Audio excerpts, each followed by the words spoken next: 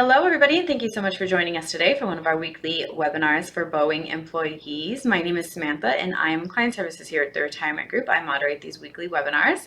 In just a minute, we're going to be joined by our advisor, Patrick Ray. He's going to be speaking to Boeing employees about how some of the most common mistakes made when beginning to elect your Social Security benefits. He'll discuss these with you in hopes to help you avoid these mistakes, as well as how to choose the best date to begin electing your Social Security benefits so that you don't leave any money on the table. Before Patrick comes on, however, I'd like to very quickly remind you that although we work very closely with both active and retired members of Boeing, we are not affiliated nor endorsed whatsoever by Boeing. The Retirement Group is a completely independent group of financial advisors, so please keep that in mind. After Patrick's presentation, I will rejoin him very quickly to ask him any of the questions you may have entered into the Q&A chat throughout his presentation. Please feel free to ask away. It's completely anonymous, and Patrick will answer as many questions as he can, time permitted. And with that, let's bring on our speaker today, Patrick Ray. Hey, Patrick. Thank you, Sam. Good afternoon, everyone. Thank you very much for joining us today. As Sam mentioned, my name is Patrick Ray, and I'm one of the senior advisors here with the Retirement Group. And today we've got a really important topic to cover, which has to do with understanding some of the big mistakes that we see when it comes time to take advantage of a benefit that all of us have been paying into for quite some time, right, with respect to Social Security. And so it's kind of one of those hurry up and wait type scenarios where when you pay in for something into something for so long, sometimes we get eager to want to collect on that benefit, right? You hear a lot of negative news in the information that's available about the status of Social Security and how long it may last and what they may do. Which all may actually affect most of us in one way, shape, or form. But the reality is we want to just cover some basis of understanding some of the solid knowledge that you should have so that you can make informed and intelligent decisions for your family, especially given that this is one of the most important financial things when you talk about leading and getting into retirement that one might have. So if you have not heard of the Retirement Group before and you're joining us for the very first time, welcome. We appreciate your attention and hopefully you find some value in what we have to talk about. But we have a team of advisors across the country that the group has a ton of experience in helping Fortune 100 company employees transition into a successful retirement. And one of the tools that we utilize in an effort to do so is this webinar platform where we bring a bunch of new and even sometimes older information that's more relevant for one reason or another with respect to interest rates and pension plans and things of this nature. And as such, we're talking about Social Security today. And we have offices across the country, so it's likely that we'll be able to team you up with a member of our group that can help you. That's close to you in proximity with respect to where you are located. And most of our knowledge comes with the experience that we've dealt with over the years in helping people with their pension plans and their 401k and savings plans, and of course their medical benefits as well. But the thing you may find the most value of is something we refer to as a cash flow analysis. This is a complimentary service that we offer, which allows us to stress test where you're at.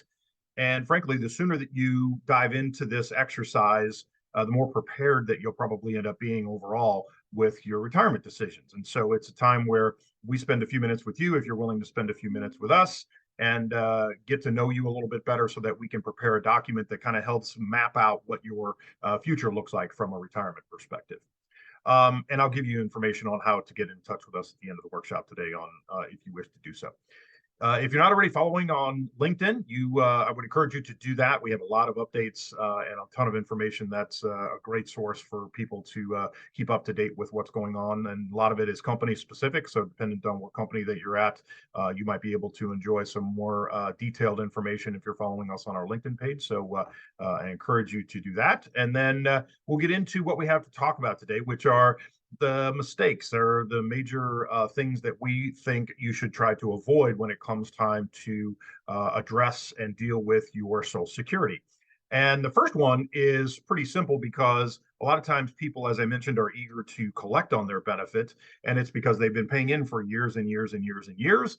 And most people are like, hey, I don't want to lose my benefit, and I want to get the most out of the system, and therefore I'm going to start my benefit today, even though it could be up to 24 to 26% less than what you would otherwise get at full retirement age. So you become eligible to take your Social Security payment at age 62, but it's a significantly reduced benefit. And so the the caveat to that, of course, not is it a lower payment, but it also could affect your spousal benefits. And so we'll talk more about the spouse, assuming that you're married, and what you might want to consider with respect to the things that may or may not affect them in a positive or a negative way. And one of them may be collecting your benefit just too early. Whereas if you were to wait until full retirement age, or even at age 70, it's a surplus or an increase that could substantially increase the amount of money that you receive over your lifetime. So something else to consider is, of course, if you push off your Social Security payment and you retire at 62 or 63 or 65 or something, you're going to have to figure out where your income's going to come from. And maybe you don't have a pension payment of any sort, and all you are going to be able to do is to rely on your savings and so forth. There may be a actual tax advantage to do so, because if your money is coming from an IRA, as an example, we want to try to make the most tax efficient decision that we can in all aspects. And so it's possible that it makes some sense to pay some tax at a lower tax bracket from our IRA withdrawals that you might have, and postpone your Social Security payment as an example of something you could consider to avoid claiming your benefit too early. Not understanding your spousal benefit is a huge error. And unfortunately, depending on if you're married or divorced or widowed, all of these things could have an impact on your spouse or your surviving benefit of who would be relevant to collect whatever it is that's most advantageous for your household.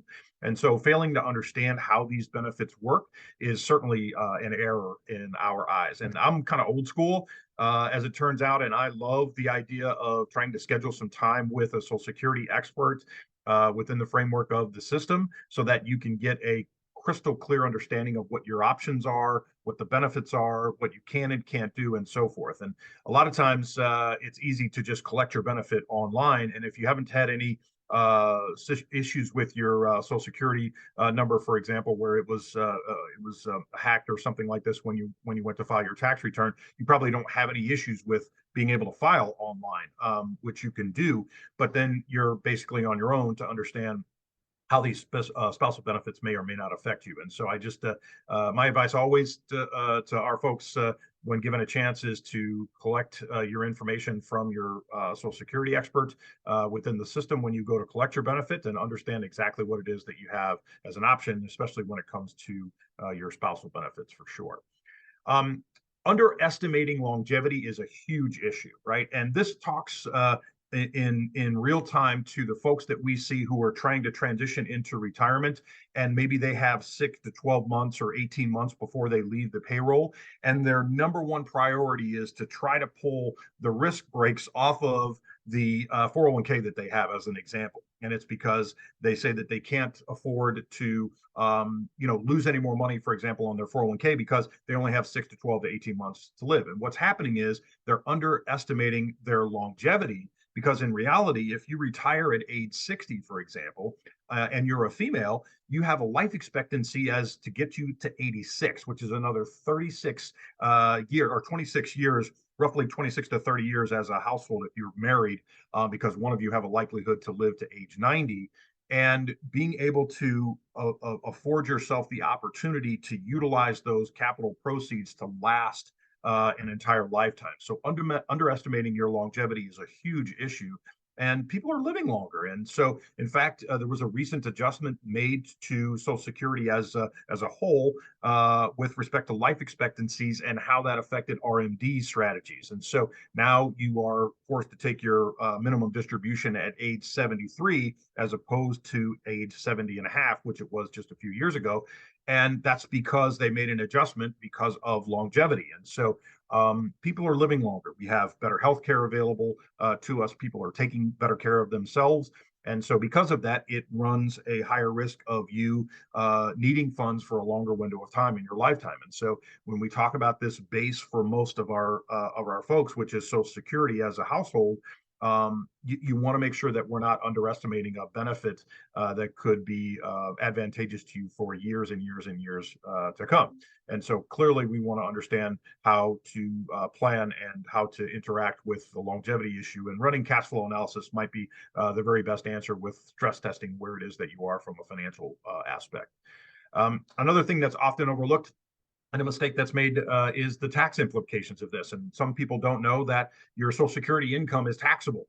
And it basically depends on the household income as to where or how much you're paying on your Social Security income. Somewhere in the neighborhood of 50 to 85% of your Social Security benefit is taxable income to you, which, of course, if you're not accounting for and we're taking into consideration that you need other monies from your IRA benefits and your pension funds, et cetera. And oh, by the way, some people still want to work. These all play into how to enact and make the most of your Social Security benefit. And so, not accounting for the tax implications of this is a mistake, and we don't want that to happen. So, understanding this benefit and how it implies as to your household income and where the money is going to come from when you ultimately retire is a big deal. So, we don't want you to be out overlooking that benefit for sure. Failing to check your earnings record, I can raise my hand. This was an issue for me, actually. As I looked through my Social Security benefits, I found that they had a zero in one of the earning years that I had. So it looked like to them, I earned zero as a taxable income, which I know for a fact wasn't true. And I was able to send them some financial records and to clarify that and to clear it up. And it actually increased my Social Security benefit. And so this is a subtle adjustment or a subtle scenario that often gets overlooked, but certainly we want to include this in our items to not overlook or to avoid making a mistake, because mistakes are made. And in the event that we can catch them prior to you actually collecting your benefit, we want an absolute to do so. And in fact, it's even more important for you folks who have a Social Security offset to your pension. So if you work for a company that has a pension plan that actually has an offset with your record of your Social Security income and what that projection looks like at age 65, you want to be 100% certain that it's an accurate number that they're basing that off of, because it affects your pension plan as well. So failing to regularly check on this could result in a lower benefit. And clearly, it's one of the mistakes that we want to try to avoid if it's all possible. Ignoring earning limits.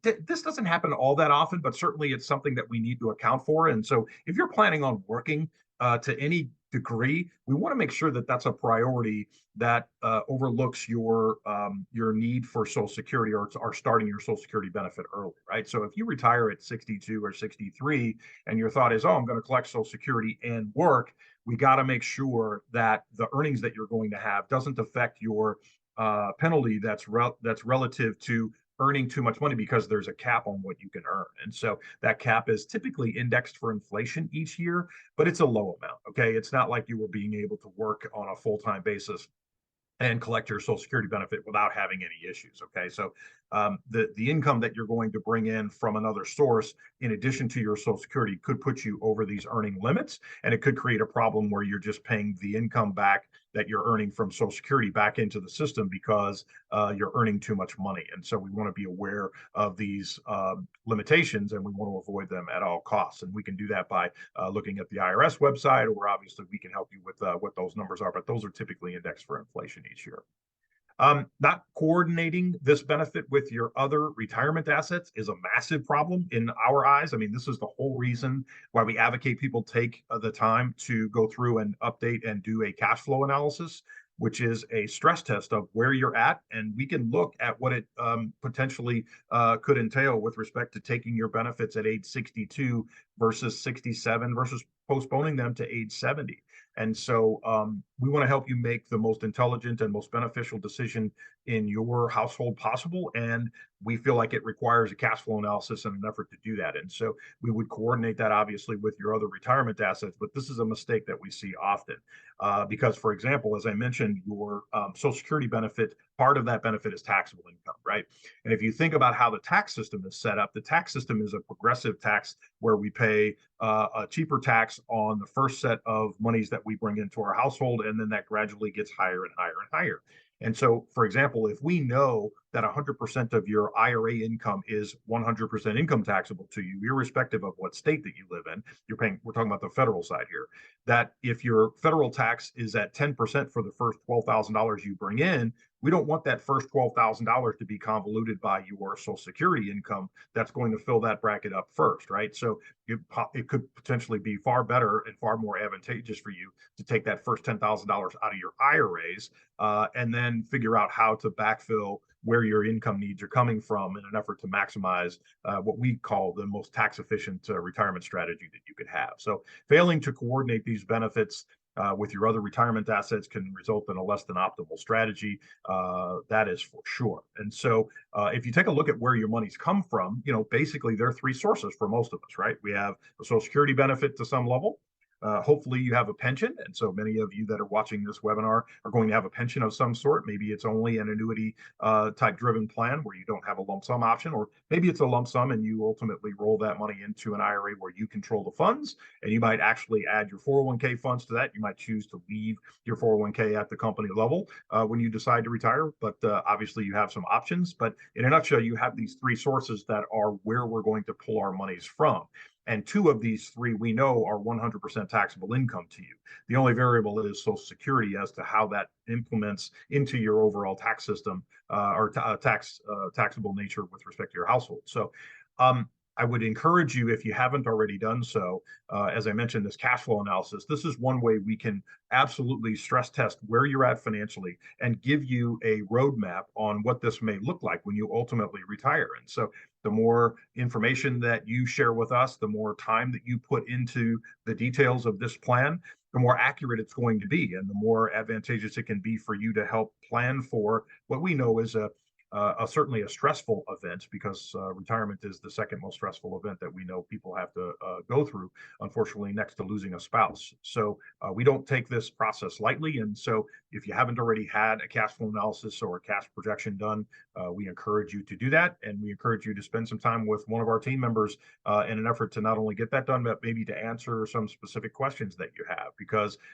we have this lovely quote that says, retirement is wonderful if you have two essentials, right? Much to live on and much to live for. And so we can control both of these to some level. And so the more you have to live on, the more that obviously you'll have to be able to produce during you and your potential spouse's lifetime. And so if you're open to wanting to talk to one of our team members or myself, or anybody at the group, please email us. You can email questions at info@theretirementgroup.com. You can also call our 800 number, which is 800-900-5867.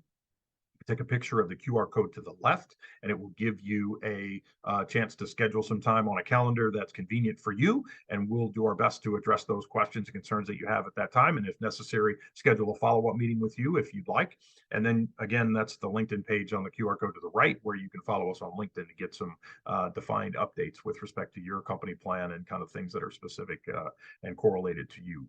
So with that, I know we kind of covered this in a pretty broad scope, and it was fairly quick, but the point is there are mistakes that are made when it comes time to addressing this Social Security thing. And if you don't have a team member or a partner that you can count on to kind of help navigate through those things, the least of which we think you should do is to contact your Social Security administrator at a local level and do your best to schedule some time with them to help you better understand what your options are. So with that, what I'll do is pass the presentation back over to Sam and see if we have any questions before we let you go for the afternoon. Sam? Hey, Patrick. Yeah, let's answer just a few questions. We don't want to keep anybody too long. Okay. Number one, how can I determine if I'm eligible for spousal benefits, and what impact does this have on my own Social Security benefits? Wow. So this is a great question, of which we will try to do our best to keep it as short as possible. In a nutshell, you can determine if you have Social Security benefits, obviously, by knowing if you worked for a 10 or 40 quarters, right? 10 full years. And that would generate your own benefit. And so part of the answer to this question is dependent on if you have a personal benefit of your own first, right? So once we determine that, then what impact it has on your own benefit is related to your age spread on when you plan on collecting and what the difference is between that age and your spouse's age, how much they paid into the system, what their benefits are. And boy, there's a whole lot of kind of one-offs after that to answer your question. And frankly, this is where I think you get a ton of value in talking with your Social Security administrator to understand exactly what options that you have and what it may do to your household if you postpone one benefit or collect on another, and what it might mean. Because in the end, if you're married, don't forget your surviving spouse is only going to get one of the two benefits. And so the way this works is if you plan on choosing the higher benefit, of course, waiting entails a lot, and so if you can afford to do so, it may behoove you to do that. But in a nutshell, the spousal benefit is dependent on a bunch of things that are going to be specific to you. But one of the ways you do that is to contact your Social Security administrator to find this out. Alrighty, thank you. Let's see. What are the tax implications of my Social Security benefits, and how can I minimize taxes on my retirement income? Ooh, well, what a great question. This is one of our priorities from our planning aspect because we're looking to do the most tax efficient thing possible at all costs, right? So, one of the things that we have to concern ourselves with is when we plan on taking this benefit, because as I mentioned, some people don't even know that you are required to pay tax on a part of your Social Security income, and it's somewhere between 50 and 85% of the benefit. And so, as I mentioned a few minutes ago when I was talking about potentially filling up your lower tax brackets with distributions that you take from your IRAs, you can only do that if you don't have household income coming from Social Security. So, in other words, you can control when you take money out of your IRAs, that money is taxable income to you, and it would effectively fill up the lower tax brackets so that you're paying some cheap tax on what we know is 100% taxable income to you. Whereas Social Security, only a part of that is taxable, and it depends on your household income on how much tax you're actually paying on the benefit that you receive. So, what we care about here is the implications of your Social Security benefits do have an impact on what you do, how you do it, and when you plan on doing it. And so in order to minimize your taxes, you've got to know what the best strategy is for your household in an effort to take advantage of that. So we would need to talk to this person specifically to help them understand exactly what it is that is relevant to them. But in a general sense, just understand that, the mix of where you're getting your income from with Social Security benefits and potential monies coming from IRAs and pension plans and things like this could interact with the most tax efficient strategy possible. But there's, certainly a lot of things to consider with respect to that question. Alrighty, Patrick, I think we have time for one more. If I continue to work after claiming Social Security, how will this affect my benefits? And are there penalties or limits I should be aware of? There absolutely are. These limits are set out by the IRS and they're changed every year. Typically, as I mentioned previous, they're indexed for inflation, right? And so it says you can have a cap on your earnings, and if you go over that cap, basically what it is a penalty or a taxation on the monies that you're getting from Social Security. So in a nutshell, if you work over this cap, let's say you make over the limit, and I think the limit is like $34,000 or something. I don't remember what it actually is because it changes every single year. But if you make over this amount of money and you were taking Social Security, you would basically go from January to about September without a benefit, as an example, from the last case study that I ran into, and then have the rest of the benefits for the rest of the year. So in other words, 3/4 of your tax year, you're not technically getting a benefit because you have to pay that money back because you've earned too much monies to get over that limit. So there are limits. There are penalties that you need to be aware of, and that if you're going to consider retiring and then working somewhere else to generate an income, if it's any income of any substantial amount, you'll want to consider postponing your Social Security benefit because of that. So, yeah. Alrighty. That was all we had time for today, Patrick. Anything Oh, else okay. before we Okay. end? No, no, no. I think hopefully the folks that joined us today got some value out of what we had to talk about. Like I said, Social Security is really not only is it complicated to some level, especially if you have two spouses that are working. It does give you some flexibility, of course. But my biggest concern is that people are making mistakes when it comes time to just saying, "Hey, I'm going to think with my emotions. I want to get my benefit as soon as possible," and they start it without thinking about some of these things that we've talked about today. So hopefully you understand that it's important and that we want to do our best to help you for sure. If you want, you can reach out to us, and we're delighted to do that. Alrighty, thank you. Thank you everybody for joining us today. Thanks, All right, Pat. everyone. Have a great day.